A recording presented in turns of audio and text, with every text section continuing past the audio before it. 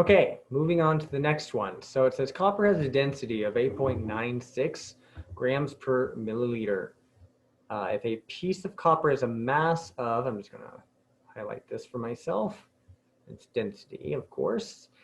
Piece of copper has a mass of 193 grams. I assume that says what amount or what? Okay, whatever. Volume of water, whatever volume of water, what volume of water will it displaced when submerged? So these are three very important words here: density, mass, and volume.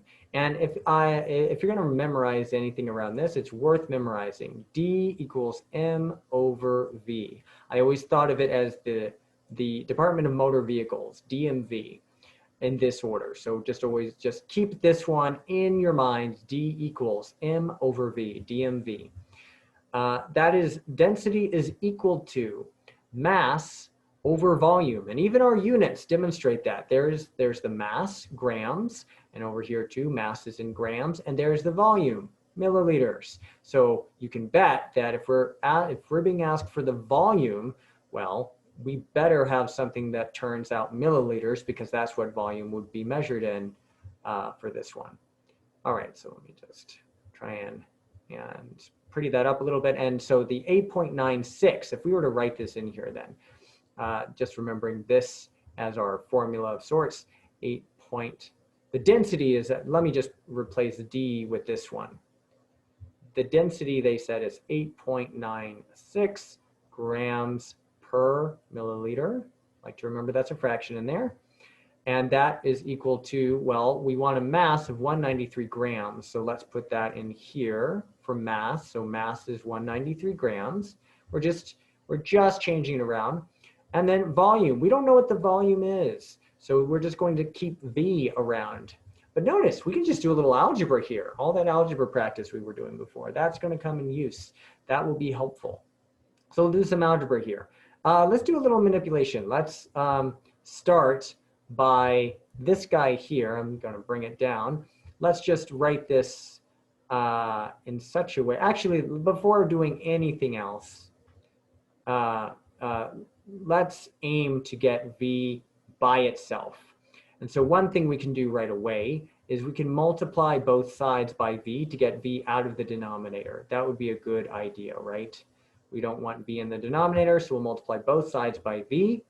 And then to finish getting V by itself, we'll see in a second. Let's just go on and write this now. V times, I'm going to go on and stick. We know that this is really just the same thing as something in the numerator, or this is over 1, and you can multiply it to this, whatever version of that works for you. But 8.96 grams, or times grams if you prefer to think of it that way, over milliliters equals 193 grams. Okay, and then to get V by itself, well, V is being multiplied by something. So to get V by itself, we got to divide. We got to do the opposite of multiplying. We've got to divide by that thing. Well, dividing here is going to look really yucky, but we know that dividing by a fraction is the same as multiplying by its reciprocal. We've said that many times. Let's just multiply the reciprocal to both sides. And we'll see what that looks like. So I'm going to scoot this over a little bit so we can do it directly to that portion and see it come to life that way. So I'm going to multiply it by the reciprocal, meaning the denominator is going to be the the denominator is going to be the new numerator. Why am I having trouble with saying that? 8.96 grams. The numerator here is going to be the new denominator. This is what I'm going to multiply by. Okay, and I got to do it to both sides, or else it's not fair. Someone's going to complain. 96 grams. Now, good stuff is happening here. First of all, we are, of course, completely canceling that out, because if we do 8.96 grams divided by 8.96 grams would give us 1. Milliliters divided by milliliters would give us 1. We're left with volume on the left-hand side. But another good thing happens that's important here. We've got grams dividing grams. We've got grams, the mass here in grams, and we're dividing by these grams here. So grams divided by grams is going to be 1 as well. These are canceled. and we will be left with milliliters, which is exactly what we want. We want to be left with milliliters. So we're going to write this as 193 times, since we already know what's going to happen, this is over 1. This is going to jump up to the numerator, and this is going to be divided by 8.96, okay, milliliters. This is what we're looking for. Now, we're going to take into account significant figures here, and just to make sure that we're doing this right. And the significant figures here, well, there's an important deal with this one. There's no decimal here. There's no decimal. So if there's just no decimal in a number, then, well, in this case, it won't matter. I think what I'm thinking about here is if it was 190. If it was 190 and there was no decimal, there would only be 2 sig figs. We wouldn't count the 0. But unless there was a decimal, if there was a decimal, then we would count all 3, even if the decimal had nothing after it. That's one of the oddities of science and chemistry, but there's a reason to the madness. There's a method to the madness, reason for it all. Since this doesn't have a decimal, but it doesn't have any zeros in it either, we're good there. So how many significant figures does it have? It has 3, right? So 3 sig figs. And how many does 8.96 have? This also has 1, 2, 3 sig figs. So at the end of the day, we just have to make sure that we have 3 significant figures in our answer.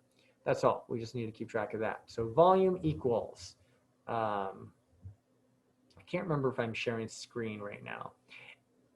Let me check. Yeah, I am. I think I'm sharing my full screen. Good. Okay, so you should be able to see my calculator. Forgive me if you don't, but you should be able to see it here. Let's clear it from last time. So we're going to be doing 193 divided by 8.96, and we'll get this ugly number. All right, so we will write it, we'll just write, we don't have to write more than the sig figs, but since we're still thinking about what that's going to be, let's just go on and write it up to, say, 17, and we know it's actually going to keep going, okay? And again, we have to round it down to the lowest number of significant figures. There are 3 for both, so the lowest number is going to be 3. Okay, so this has to have 3 significant figures. Well, I'm going to get this one out. We have 1, 2 to the left of the decimal point, and then another 1 to the right of the decimal point. So we're going to draw our line here.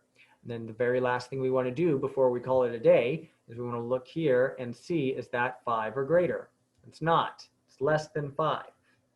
So we can keep it where it is. Volume equals 21.5. And that's what we'll write. 21.5 milliliters is the answer that we want for that one. Okay.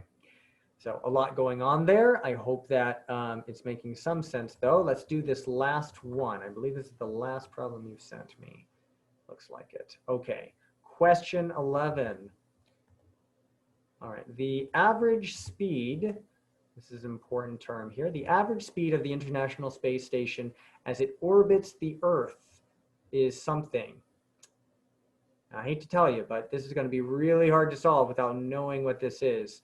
I'm going to pause for a second and see if I can find a number for this. It doesn't mean it'll be your number that'll be in the problem, but if I can get even an approximate number to look close enough, you can just do the same thing I end up doing, only with the number that you have.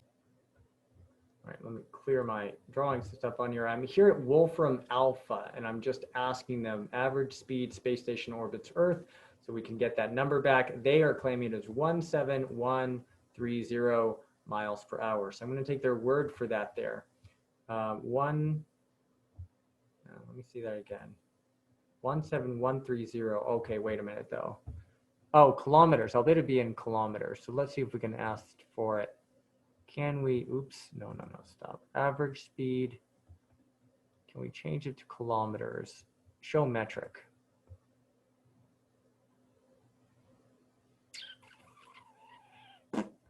Per second. I'll pause again in a second just so that I'm not wasting time here. It says per second here too. So we're going to go for this one. Meters, oh, this is kilometers per second versus meters per second. Okay, so we know how to get meters per second. Let me pause it anyway. I'm going to go on and pause it so that I can work out what that's going to be in meters per second and save some video time here. Okay, so what I decided to do was, I knew that it was going to be four places to the left of the decimal. So all I'm going to do is I am going to assume, and again, this may not be the actual thing. I'm going to assume this is just a 0, and that's it. And then we go to meters per second. If it is another number, it doesn't matter. The method will be the same. Just replace anywhere I use 7,710 in here, just replace it with the actual number. Okay, this is actually just a bit too big for me. Let me cut down the size. Okay, so we're saying that that's going to be 7,710. So 7,710 meters per second. So that's the average speed. And these are technically our units. Let me include it there. What is the speed in miles per hour? And this will be really great for using conversion units and so forth. Actually, the average speed is not going to have anything to do with this for now. So we can ignore that term because it's really just converting between units. That's it. I should have seen that ahead of time, but I wasn't reading the question yet. So average speed, never mind what that ends up meaning at this time. All it means is it's going on average this fast. Is all we care about. And in any case, so we're saying that if we are converting, so we're going to take this number, think about how we were doing the other ones before. I'm going to make this into meters over seconds. So we get a fraction there. And the question is, how do I convert this? How do I convert this to miles per hour? So we need a conversion. We need to multiply this guy here by a conversion factor that we would put right here by some conversion factor that will then output something in, we don't know what yet. We don't know what, so let's just put a question mark.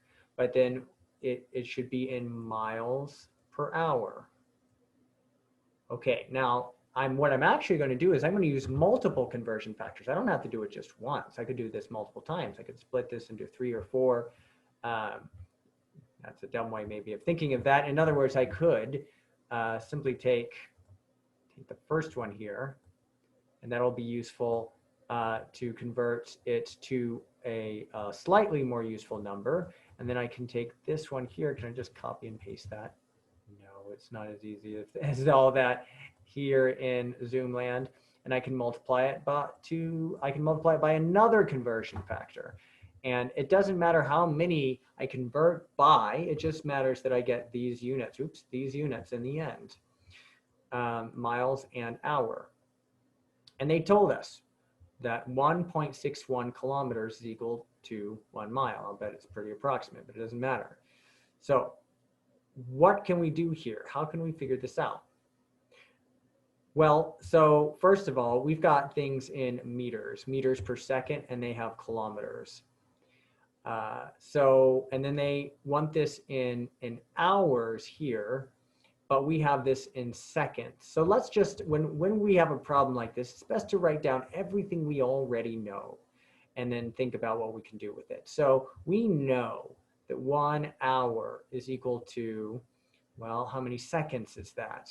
Well, I know it's equal to 60 minutes, and 60 minutes, well, 60 each 1 minute is equal to 60 seconds.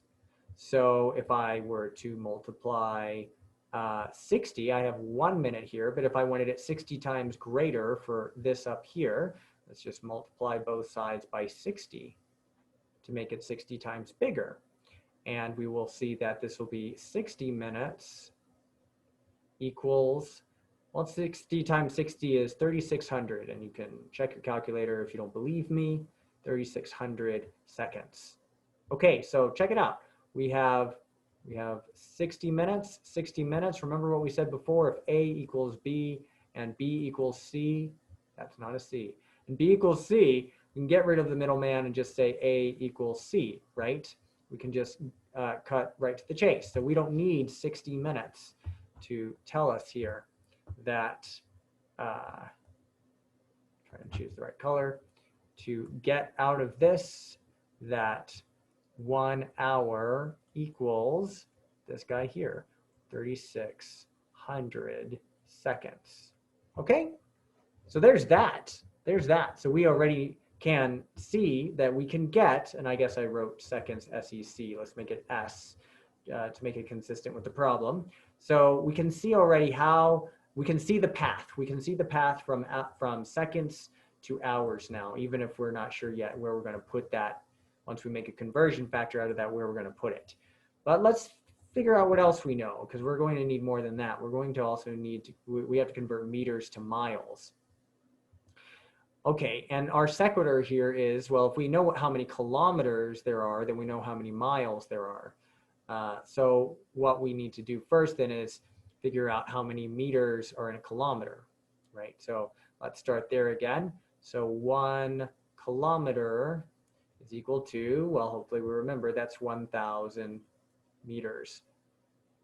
You have to go back and check that I wrote that right in your other problem. I think I did. 1,000 meters is equal to 1 kilometer. If I didn't put that, I should have put that. I'll double check. Okay, so those are the two pieces of information so far. And then we know that 1 mile is equal to this. So we'll just keep this as our third. So here we go. We've got one there. That'll be 1 conversion factor. We've got this one here.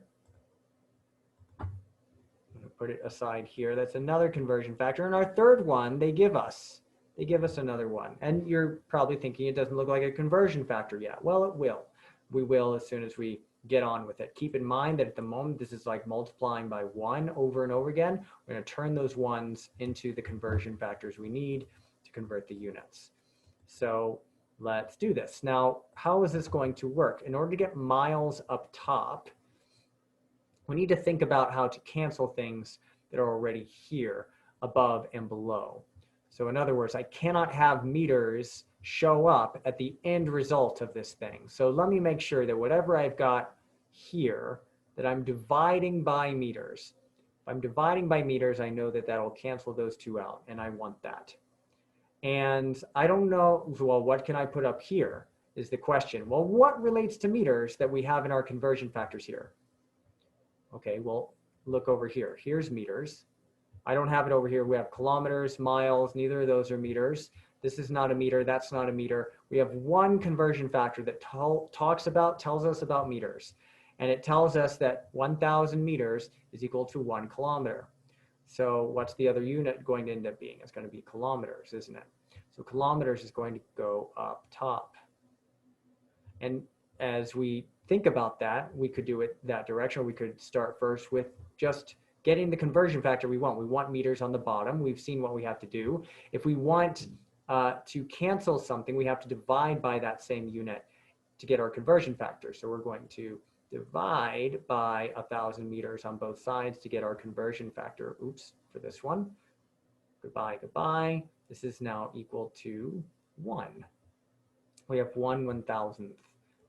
So let's see, let me just rewrite this one as we are saying that 1/1000th kilometers over meters, right? That's what we're essentially saying here. That's the conversion factor, because this is equal to 1 right now, right? That got canceled.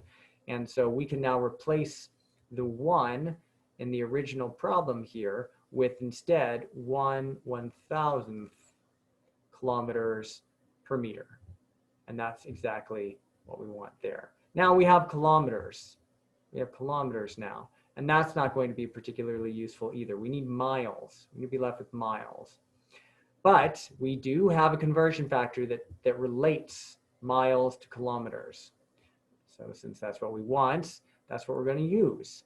And since we want to cancel kilometers, let's go on and write that in. We want to cancel kilometers. And we want to be left with miles. And since miles will be in this one, we can go on and put that up here. So kilometers will end up canceling out. Miles will be left over for that particular part. And then we'll get to how do we get the seconds to hours and so forth. Okay, so 1 mile equals that. Let's make this into the conversion factor. I want to get rid of the kilometers like we just showed. So I'm going to divide both sides by 1.61 kilometers. And let's just say I already did that here. So that's now just equal to 1. So the conversion factor is 1 over 1.61. Write this as 1 over 1.61. Cool. All right, this is looking good. So now I've got my miles. What I don't have is this. If I run this program the way it currently is set up, I'll still have seconds at the end because nothing has canceled it out. I still have seconds, and I have miles now. So I would be left with some number, blah, blah, blah, miles per second. But that's not what they want. They want miles per hour. So we need to go on and handle the time units now. So let's just make this thing longer. That sounds terribly torturous, doesn't it? But what I mean by that is that we're just going to make the equation that we're writing here longer. Now move it over here.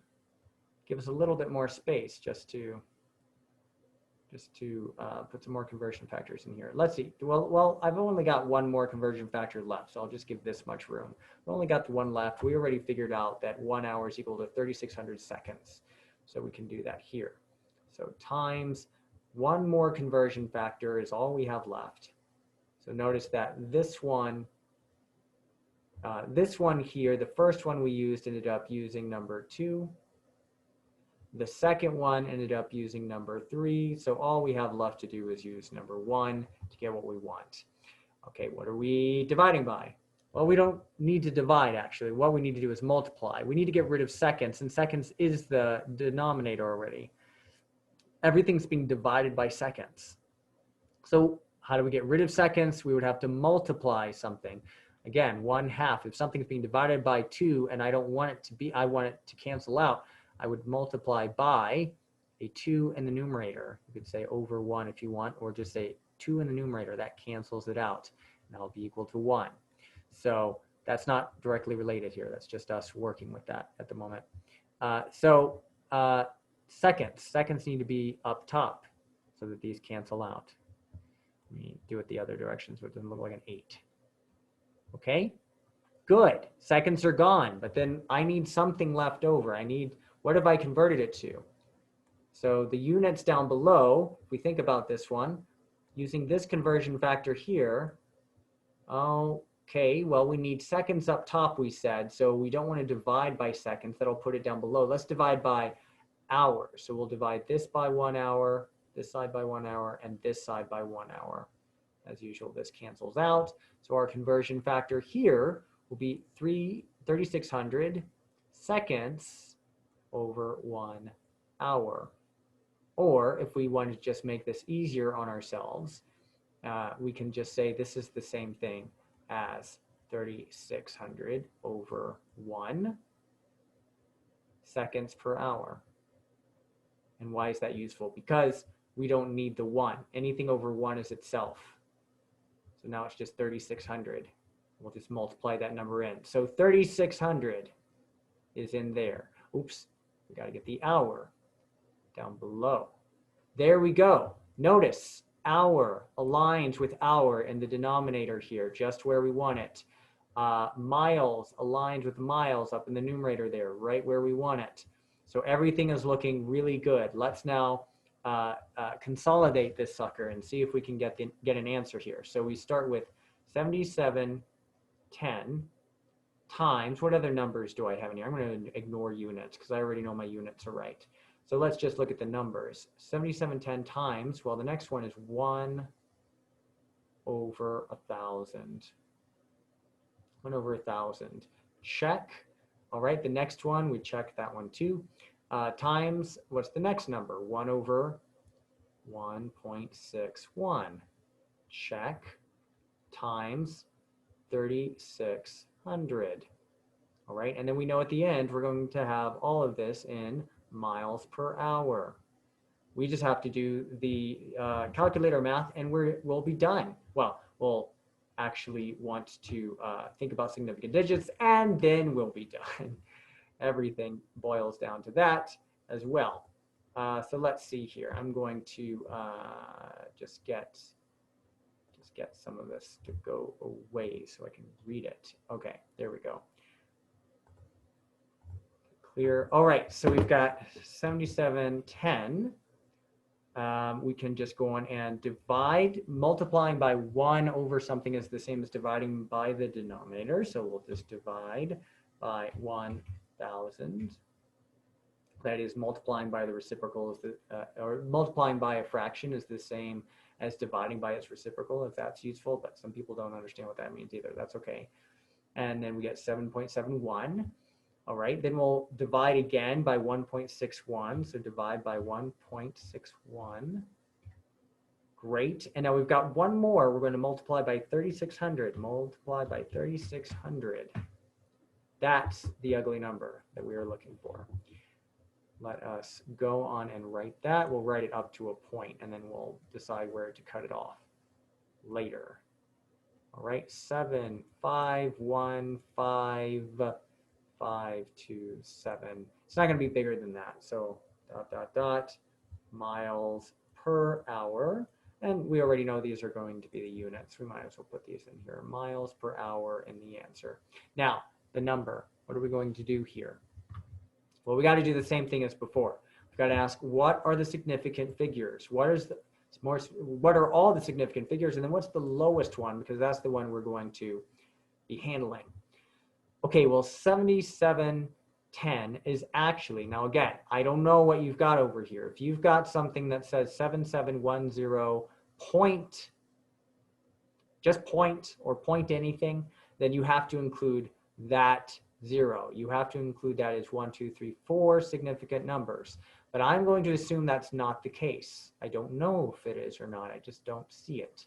So I can't tell you for sure. But assuming it's not the case, I actually only have 1, 2, 3, without a decimal, 3 significant figures in this one. Okay? And then down here, for 1,000, since I used 1,000 here, I have to think about this one too. Well, this one only has 1 significant figure because there's no decimal point here. Well, you know, I said that, but no, it would be the same. It doesn't matter if there's a decimal point, if we're writing this as decimal instead of fraction or not. So whether this was in decimal or whether it's in fraction mode, the number does not have any decimal within it directly. And even, in other words, if this was in decimal, if this was 1/1000th is the same thing as 0.0 tens, hundredths, thousandths. But if there's a 0 out here, this 0 would be important. That would be important. But these over here, not important. We are going to ignore those. So it means the same thing here. So here we have 1 significant digit, 1 sig fig. Okay, oops. So far it's going to be probably 1. We can go on and just solve it with 1, but let's just double check. 1.61. Okay, well, there's a decimal and there's some other numbers in there. There's 3 digits that are significant, so we're going to say 3 sig figs. And then finally, for this one, there are 2 zeros but no decimal here. 3,600. We're going to consider this 2 sig figs. For the 3 and the 6 out here, no decimal, not counting the zeros. 1 is the winner. So what does this mean? This means that the most important number here is the one farthest out to the left. And if it was 3 significant digits, we would think about these 3 farthest out to the left. These would be the 3 most important ones. If it was 5 significant digits, we would consider these out here. Forget about the decimal. If it was 8, we would include 1, 2, 3, 4, 5, 6, 7, 8. We would include all these guys, but that is not the case. It is 1 significant digit. So once again, assuming that that's not a decimal, even if it were a decimal, we would still be using 1 significant digit here due to the kilometers per meter problem. Here, hold on. Let me pause something for a second. I want to look at something. I'm going to take back something that I'm saying here. I just sat and thought about it for a while. We came up with these conversion factors over here. And we could have used decimals, but we chose not to. So I'm actually being extremely arbitrary here. We will not use 1 significant digit. Let's not use, in fact, the significant digits of anything that we came up with, in order to help explain this part. So we came up with that one. We came up with this one. So we won't use 2 either. So we, in fact, have 3 as the lowest. I'm just going to write this back up here because it'll drive me nuts if I don't. 3, 6. Okay. We have 3 at the lowest because both of the numbers come to 3 sig figs. And even if this one did have a decimal, then it wouldn't matter because that would be 4 sig figs, but the lowest one would still be the 1.61.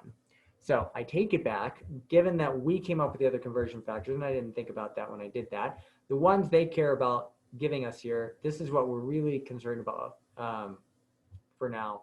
I believe we want to go with 3 sig figs. So let's try that. We'll go with this one.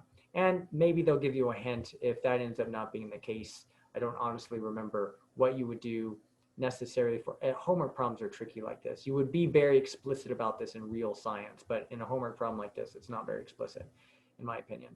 So 3 sig figs, that's 1, 2, 3. So we cut the line off here and we ask, well, we go in and write, actually. We'll write 1, 7, 2, and then we'll ask, is there anything, is this 5 or greater? No, it's not. So we will round down, we will keep it 172, but we need to then put zeros in place for these here. And then we're done. We don't even need the decimal. We're done there. So the answer will be 17,200 miles per hour. Now that is what I would go with. And you can check out the hints if for some reason they think that you should have used a different sig fig. I can't imagine that would be the case. Here, even if you had a decimal here or something, it would still be the lowest sig fig ratio here would be 1.61, and that's what they care about. That's why they gave you that. So I would bet on 17,200. Okay, sorry for the long video. Hope this helps, and I will see you again soon.